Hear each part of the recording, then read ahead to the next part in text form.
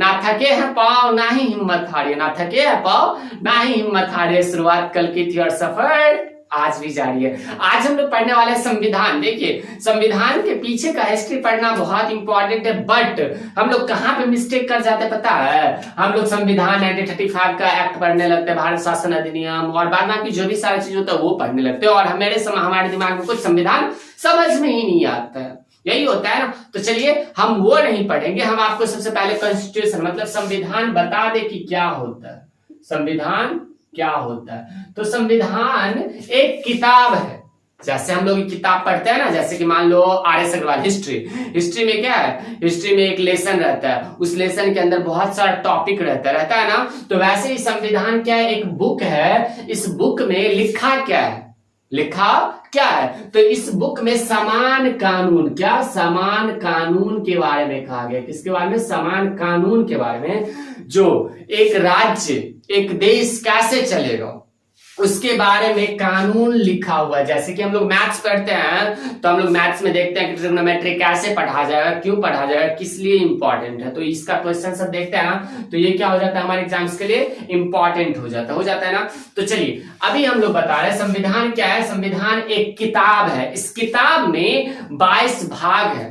क्या है? 22 भाग। देखो किताब पढ़ते हैं तो हम लोग क्या मिलता है, लेसन मिलता है ना, लेसन मिलता है और पेज नंबर मिलता है। क्या मिलता है? लेसन मिलता है और पेज नंबर मिलता है ना, पेज नंबर, लेसन और पेज नंबर मिलता है। तो इसमें टोटल लेसन कितना है, तो लेसन है टोटल 22 लेसन है। कितना लेसन है? 22 लेसन है, ठीक है। और पेज नंबर कितना है, तो 395 पेज नंबर है। कितना? 395। अब लेसन को क्या कहते हैं संविधान के भाषा में, तो संविधान के भाषा में लेसन को भाग कहते हैं। क्या कहते हैं? भाग कहते हैं। और पेज नंबर को क्या कहते हैं? आर्टिकल कहते हैं। क्या कहते हैं मित्र? आर्टिकल का मतलब अनुच्छेद कहते हैं। समझ में आ रहा है ना? देखो बहुत ही इजी वे में हम आपको समझा रहे हैं, समझ में आना चाहिए, ठीक है। अनुच्छेद कहते हैं किसको? आर्टिकल को क्या कहते हैं? अनुच्छेद कहते हैं। तो देखो मित्र कितने भाग है? 22 भाग है। कितने अनुच्छेद है? 395 अनुच्छेद है, ठीक है ना। जैसे कि ट्रिग्नोमेट्री पढ़ते हैं तो ट्रिग्नोमेट्री एक चैप्टर हो गया ना। तो ट्रिग्नोमेट्री एक लेसन हो गया, उस लेसन के अंदर बहुत सारा पेज नंबर होता है। जैसे कि मान लो 12 से 35 हुआ, 1 से 4 हुआ, तो ये सारा क्या हो गया? पेज नंबर हो गया। तो चलिए हम आगे बता रहे हैं। अब हम क्या करते हैं, ये सारी बातें समझ में आ गया। आपको इसका नोट्स कहाँ मिलेगा? टेलीग्राम का चैनल है गेट राइज क्लासेस, आप सर्च करोगे, वहां पे आप ज्वाइन कर लोगे, वहां पे आपको PDF प्रोवाइड करा दिया जाएगा, ठीक है। तो चलिए देखिए क्या होगा अब होगा क्या, भाग 1 की चर्चा। भाग 1 सबसे पहले तो भाग 1 ही पढ़ना पड़ेगा ना। भाग 1 हम आपको भाग 1 के बारे में बता रहे हैं। भाग 1 में क्या कहा गया है? भारत राज्यों का संघ। इसमें भाग 1 में आर्टिकल 1 है। क्या है? 1 आर्टिकल क्या है? एक आर्टिकल नंबर 1 है। क्या है? आर्टिकल नंबर 1 है। इस आर्टिकल में क्या कहा गया है कि भारत राज्यों का संघ है। मतलब भाग 1 में तो संघ भारत के बारे में बात किया गया, भारत के फिजिकल फीचर्स के बारे में बात किया गया है।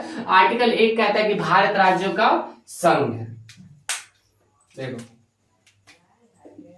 क्या है? भारत राज्यों का यूनियन है, ऐसे लिखो यूनियन है, क्योंकि कन्फेडरेशन, फेडरल और यूनियन तीनों का मतलब क्या होता है? संघ होता है। तो देखो 1 में क्या सब आता है? कन्फेडरेशन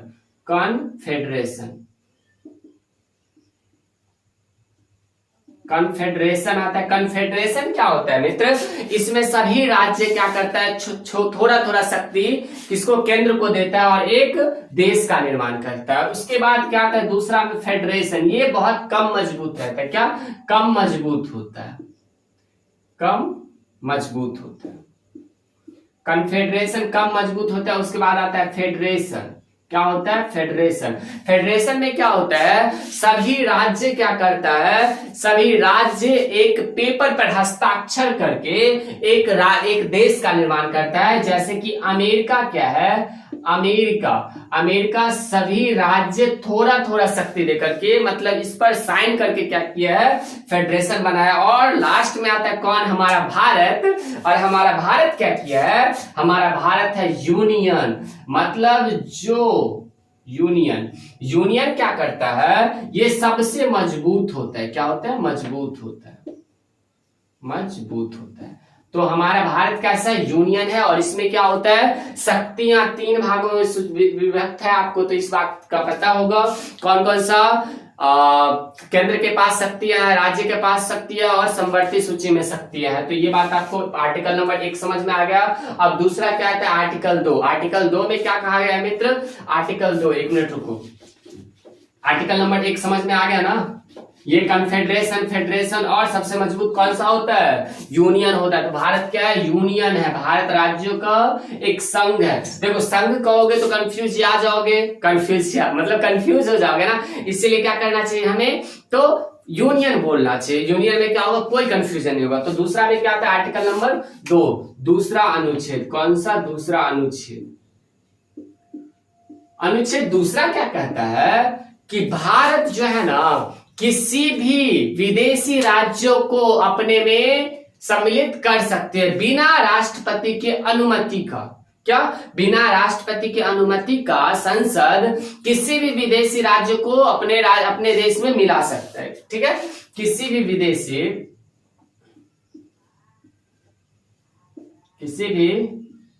विदेशी राज्यों को मिला सकता है।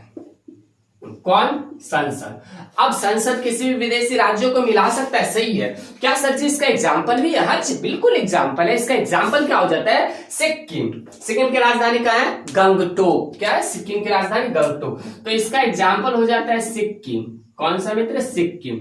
सिक्किम जो है ना, क्या है, हमारे भारत का एक राज्य नहीं था। ये 1973 में क्या हुआ, ये हमारे भारत का राज्य भी न बना, और 76वां संविधान संशोधन, कौन, 36वां संविधान संशोधन 1986 के द्वारा क्या किया गया, इसे क्या मिला, एक 22वां राज्य के रूप में दर्जा मिला। ठीक है, तो क्या सिक्किम हमारे भारत का एक बाहरी राज्य मिल्क बना है। और हमारे भारत में ऐसा कहा गया है, भारत यार ऐसा देश है ना जहां पे सांपों को दूध पिलाया जाए। तो इससे क्या सहिष्णुता की उदाहरण लोगे, इससे ज्यादा क्या सहिष्णुता होगी। मतलब समझ लो कि सांपों को भी दूध पिलाते हैं, जो हमें काट ले तो हम लोग मर सकते हैं। तो फिर हम लोग कैसे भेदभाव करते हैं। वहां के लोग आए, क्या कर रहा था, चीन उधर से हमला कर रहा था, और वहां के लोग एगो कोई इस देश में, एगो को उस देश में भेज रहा था। तो क्या हुआ, सिक्किम के जो राजा थे, सिक्किम के राजा हमारे भारत के प्रधानमंत्री के पास आए, और उन्होंने बोला कि आप मुझे अपने देश में शामिल कर लो। तो क्या किया गया, इसको अपने देश में शामिल कर लिया गया, और 36वां संविधान संशोधन के द्वारा इसे क्या, 22वां राज्य का एक दर्जा दे दिया। और उसके बाद क्या आता है मित्र, अनुच्छेद 3 आता है। क्या आता है, अनुच्छेद 3। अनुच्छेद तीसरा क्या कहता है, तीसरा अनुच्छेद क्या कहता है, अनुच्छेद तीसरा कहता है कि संसद किसी भी राज्य को तोड़ मरोड़ सकता है। तोड़ मरोड़ कहने का मतलब क्या, किसी भी राज्य का नाम बदल सकता है, किसी भी राज्य के सीमा में परिवर्तन कर सकता है, मतलब अपने अंदर तोड़ मरोड़ सकता है। किस आर्टिकल के तहत, तो आर्टिकल 3 के तहत। आर्टिकल 3 भाग 1 आर्टिकल तीसरा के तहत क्या कर सकता है, अपने राज्यों में परिवर्तन कर सकता है। जैसे कि सन 2000 ईस्वी में क्या हुआ, सन 2000 ईस्वी में मध्य प्रदेश से छत्तीसगढ़ अलग हो गया, उत्तर प्रदेश से उत्तराखंड अलग हो गया, बिहार से झारखंड अलग हो गया। तो ये किस आर्टिकल के तहत, अनुच्छेद तीसरा के तहत। मतलब अपने भीतर क्या कर सकता है, नाम बदल सकता है, किसी भी जगह का, किसी भी राज्य का नाम बदल सकता है। मतलब अपने देश के अंदर, क्या, अपने देश के अंदर अपने देशी राज्यों को क्या कर सकता है, तो परिवर्तन, अपने देशी राज्यों में परिवर्तन कर सकता है। क्या कर सकता है, अपने देशी राज्यों में परिवर्तन कर सकता है। ठीक है, अनुच्छेद 3 कहता है कि देशी राज्यों में परिवर्तन कर सकता है। अब अनुच्छेद 4 कहता है कि अगर आर्टिकल 2 और 3 में राष्ट्रपति हस्तक्षेप नहीं कर सकता है। क्या कर सकता है, राष्ट्रपति हस्तक्षेप। आर्टिकल 3 कहता है, आर्टिकल 4 कहता है, ठीक है, 4 ना, आर्टिकल 4 कहता है, आर्टिकल 4 कहता है कि राष्ट्रपति अनुच्छेद 2 और 3 में हस्तक्षेप नहीं कर सकता है। क्या नहीं कर सकता है, राष्ट्रपति हस्तक्षेप नहीं कर सकता, राष्ट्रपति हस्तक्षेप नहीं कर सकता। राष्ट्रपति क्या नहीं कर सकता? हस्तक्षेप नहीं कर सकता। अनुच्छेद 2 और 3 में राष्ट्रपति हस्तक्षेप नहीं कर सकता। इस पे राष्ट्रपति की साइन की कोई जरूरत नहीं है, ठीक है, क्योंकि इसे 368 के बाहर रखा गया और 368 के जो अंदर है, अनुच्छेद 368 के अंदर जो है, उसी पे क्या कर सकता है? राष्ट्रपति अपना अधिकार जमा सकता है। तो चलिए अब नेक्स्ट स्लाइड बात करते हैं। क्या भाग 1 हो गया ना? भाग 1 से रिलेटेड और भी कुछ बातें आती है। आप बोलो क्या सर जी क्या आता है? तो देखो, सबसे पहले हम बता दें आपको कि संविधान के भाग 1 में 4 अनुच्छेद बता दिए। पहला अनुच्छेद क्या कहता है कि भारत एक राज्य का यूनियन है। क्या? भारत एक राज्यों का यूनियन है। अनुच्छेद 2 कहता है क्या? कि विदेशी राज्यों को सम्मिलित कर सकता है संसद अपने मन से। अनुच्छेद 3 कहता है कि भारत के किसी भी राज्य में बदलाव कर सकता है। अनुच्छेद 4 कहता है कि राष्ट्रपति इसमें हस्तक्षेप नहीं करेगा, ठीक है, जब संसद आर्टिकल 2 और 3 का उपयोग करेगा, ठीक है। तो देखो अब क्या है, अखंड भारत का पहला टुकड़ा 1893 में भारत से कौन? अखंड भारत का पहला टुकड़ा कौन अलग हो गया? तो भारत से अफगानिस्तान अलग हो गया। कब? 1893 में। 1893 में कौन सा? डूरंड रेखा द्वारा। कौन सा मित्र? डूरंड रेखा द्वारा अलग हो गया 1893 में भारत और पाकिस्तान, भारत और अफगानिस्तान, ठीक है, समझ में आ रहा है ना? भारत और अफगानिस्तान अलग हो गया। अखंड भारत का पहला टुकड़ा था। अखंड भारत का दूसरा टुकड़ा 1935 में था। कौन? 1935 में कौन? भारत से म्यांमार अलग हो गया। कौन? भारत से म्यांमार अलग हो गया। भारत से म्यांमार अलग हो गया।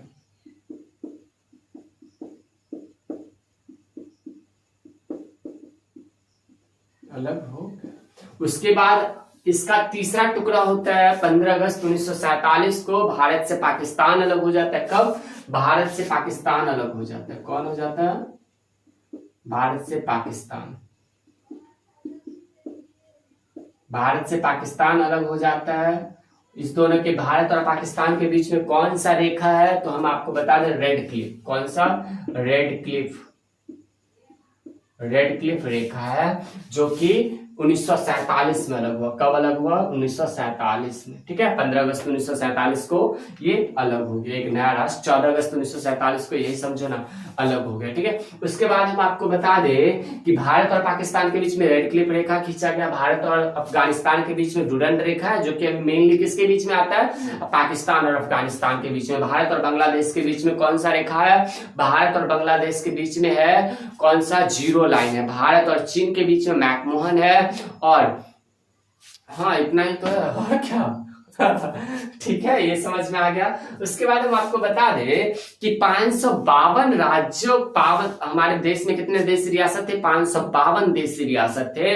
और सभी को मिलाकर एक संघ, फेडरेशन बनाना मतलब काफी कठिन था ना। 552 देशी रियासत थे। कितने देशी रियासत थे? 552 देशी रियासत थे।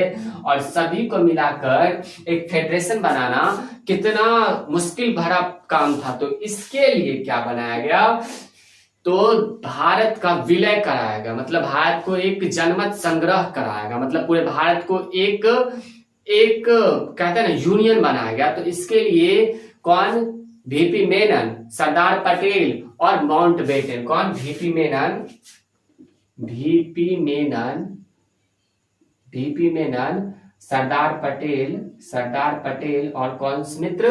बेटन, माउंटबेटन, ठीक है, माउंटबेटन। ये तीनों ने क्या करा? तो भारत को एकीकरण करने में बहुत ही महत्वपूर्ण भूमिका थी इन तीनों का। और सभी देशी राज्य, सभी राज्य क्या हो गए? मिलने के लिए राज्य हो गए। बट 3 जो ऐसा थे ना, 3 जनपद शामिल ही नहीं रहते। तो पहला जनपद कौन था? जूनागढ़ जनपद। कौन? जूनागढ़ जनपद को ना, इसको ना जनमत संग्रह के द्वारा, कौन? जनमत संग्रह के द्वारा क्या किया गया?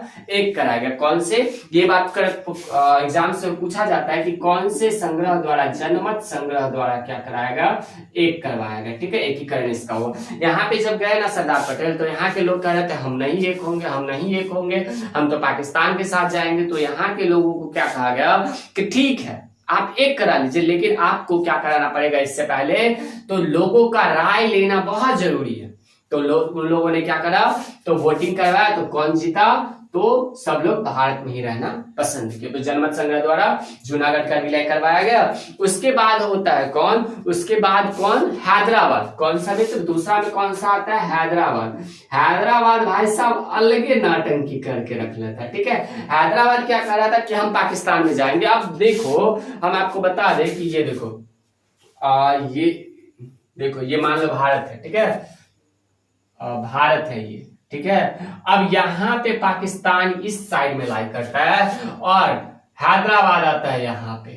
तो भाई साहब इधर कैसे जाएगा, भारत यूज करने देगा, कुछ यूज करने देगा, नहीं यूज करने देगा ना। इसको बार बार समझाया तो नहीं माना। अब यहाँ पे चला दिए कौन, सरदार पटेल। पुलिस के भेष में किसको भेज दिया, आर्मी को भेज दिया। पुलिस के भेष में किसको भेज दिए, आर्मी को भेज दिए।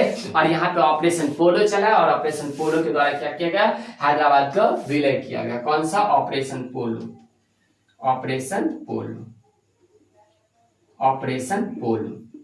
ऑपरेशन पोलो के द्वारा क्या किया गया, इसका हैदराबाद का विलय किया जाएगा। उसके बाद कौन, जम्मू कश्मीर। जम्मू कश्मीर को ना विलय पत्र पर हस्ताक्षर करवाकर क्या किया गया, एक किया गया। कौन, जम्मू कश्मीर। जम्मू कश्मीर को कौन सा, जम्मू कश्मीर पर विलय पत्र पर हस्ताक्षर करवाकर, विलय पत्र पर हस्ताक्षर करवाकर।